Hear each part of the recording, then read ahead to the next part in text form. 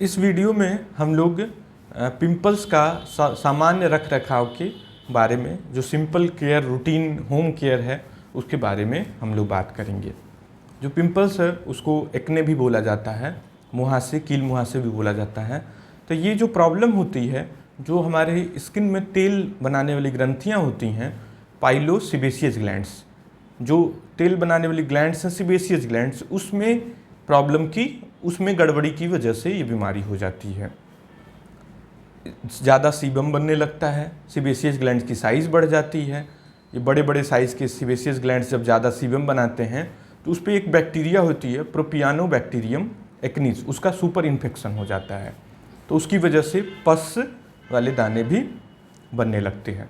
तो मतलब ओवरऑल ऐसे बोल सकते हैं कि यह जो प्रॉब्लम है ये तेल बनाने वाली पैथोलॉजी, तेल बनाने वाली ग्रंथि की बीमारी है, और उस पर एक बैक्टीरिया है, उसका ऊपर से इन्फेक्शन हो जाता है। तो इन दोनों बातों को ध्यान में रख करके इसके जनरल रख रखाव के बारे में हम लोग बात करेंगे। तो जब हमारे स्किन पे ज़्यादा तेल बन रहा है तो इसको हमें 2 बार या 3 बार पानी से रेगुलर बेसिस पे वॉश करना होगा। और इसके वॉश करने के लिए हम लोग कुछ फेस वॉश का भी यूज कर सकते हैं। तो जो फेस वॉश अभी के समय में काफ़ी ज़्यादा रिकमेंडेड है इसके रेगुलर यूज के लिए पिंपल प्रोन स्किन में, वो है salicylic acid and glycolic acid based face wash. तो जिन भी फेस वॉश में salicylic acid and glycolic acid molecule पड़े होते हैं, तो इन फेस वॉश से जो ऊपर की डेड लेयर होती है, जो डेड लेयर जिसे स्ट्रेटम कॉर्नियम होती है, तो ये जेंटली उसको थोड़ा सा एक्सफोलिएट कर देते हैं। तो जो तेल बनाने वाली ग्रंथियों के मुंह होता है, मतलब डक्ट होता है, उसके ब्लॉकेज को ये क्लियर करते हैं। तो इससे थोड़ा सा बेनिफिट देखने को मिलता है कि पिंपल्स ना हो। तो ये जो फेस वॉश होते हैं इन्हें 2 से 3 बार अधिकतम यूज़ करना चाहिए। ज़्यादा बार यूज़ करने पे स्किन ड्राई हो सकती है, प्लस बहुत ज़्यादा इस्तेमाल करने के बाद स्किन में जलन हो सकती है, स्किन हल्की सी छिल भी सकती है यदि बहुत ज़्यादा मल्टीपल टाइम्स आप दिन में इस्तेमाल कर रहे हैं।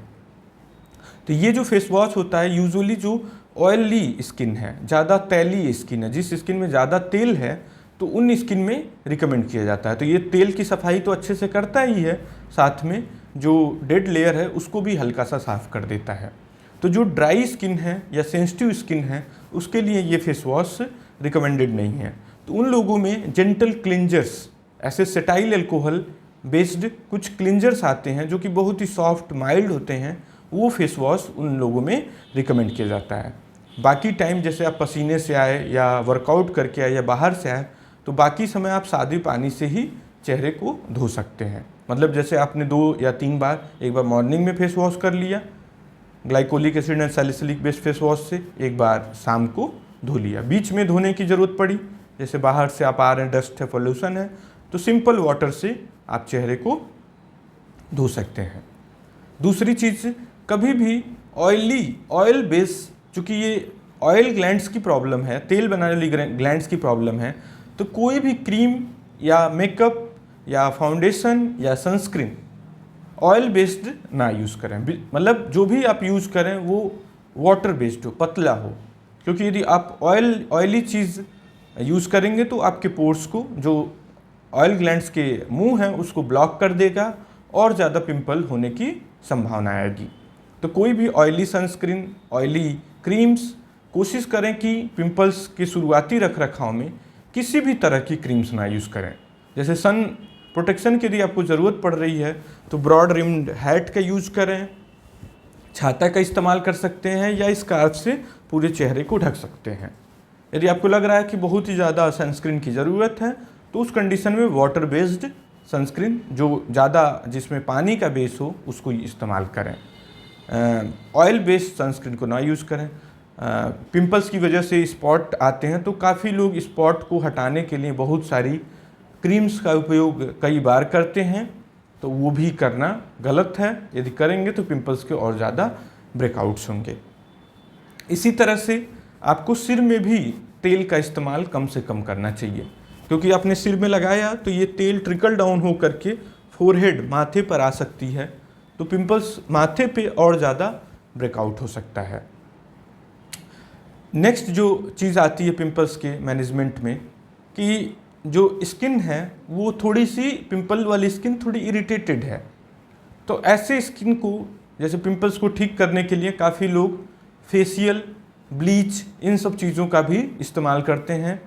ऐसे सैलून में काफ़ी लोगों को इंडिकेट करेंगे कि आप ब्लीच करा लें, फेशियल करा लें, स्टीम थेरेपी करा लें, इस तरह की चीज़ें कर लें, आपके पिंपल्स ख़त्म हो जाएंगे। तो ये गलत बिलीफ है। यदि आप इस तरह की चीज़ें करेंगे तो आपका पिंपल्स की प्रॉब्लम और ज़्यादा बढ़ सकती है। तो ये सब चीज़ें बिल्कुल भी ना करें। मतलब कि आपको अपने फेस की स्किन को कम से कम हैंडलिंग करनी है। जैसे जब आप फेस वॉश कर रहे हैं उस समय आप अपने फेस पे अपने हाथ के यूज़ करें। जब आपको पिंपल्स की क्रीम लगानी है तब आप अपने फेस पे हाथों ले जाएं। कुछ लोग ऐसे होते हैं कि जो पिंपल्स को बार बार फोड़ते भी हैं, तो पिंपल्स को बिल्कुल भी ना फोड़ें। पिंपल्स को फोड़ने पे इंडियन स्किन में PIH, post inflammatory hyper pigmentation, मतलब काले धब्बे पड़ने के चांसेस होते हैं। तो किसी भी हालत में पिंपल्स को फोड़ने की कोशिश ना करें, इससे आपकी स्किन और ज़्यादा ख़राब हो सकती है। दूसरी चीज़, फोड़ने से कभी कभी स्कार्स भी पड़ सकते हैं। नेक्स्ट जो प्रश्न काफ़ी लोग पूछते हैं कि खाने पीने में क्या चीज़ें हैं जो पिंपल्स को बढ़ाती हैं।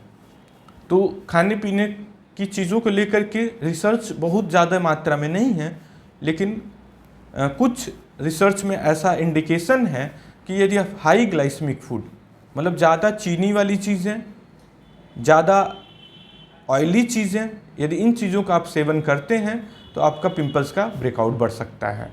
जैसे कि मीठी चीज़ें, मिठाइयाँ, जिन चीज़ों में चीनी ज़्यादा मात्रा में पड़ी हुई हैं, ग्लूकोज, सुक्रोज बेस्ड चीज़ें जो होती हैं, जितनी भी ऑयली चीज़ें हैं, जितनी भी फास्ट फूड, घी, तेल, एग, ये सब जितनी भी चीज़ें हैं, ये कुछ स्टडीज़ में पाया गया है कि इनसे ब्रेकआउट पिंपल्स के बढ़ जाते हैं। इसी तरह से कुछ रिसर्च में कोल्ड ड्रिंक, चॉकलेट एंड जो हेवी चीज़ें हैं, हेवी मील्स हैं, जो बाहर की चीज़ें हैं, heavy meals, even dry fruits भी कुछ स्टडीज़ में पाया गया है कि इनसे पिंपल्स के ब्रेकआउट बढ़ जाते हैं।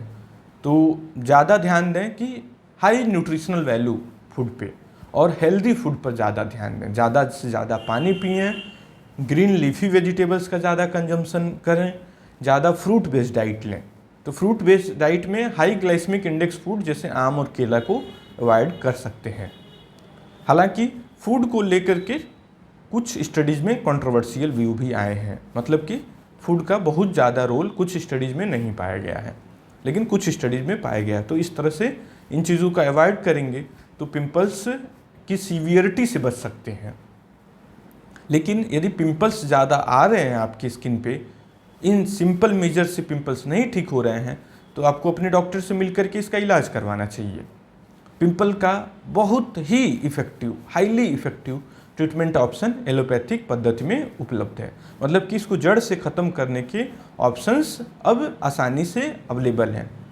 और जब भी पिंपल्स की बात आती है तो लोगों को ऐसा लगता है कि ये कोई छोटी मोटी बीमारी है, छोटे मोटे फोड़े फुंसी हैं जो कि उम्र की वजह से आ जा रहे हैं और ये अपने आप ठीक हो जाएंगे। कुछ निश्चय ही कुछ लोगों में पिंपल्स 2, 4, 5 हों तो जनरल केयर से ठीक हो जाते हैं, लेकिन काफ़ी लोगों में इसकी इलाज की ज़रूरत पड़ती है।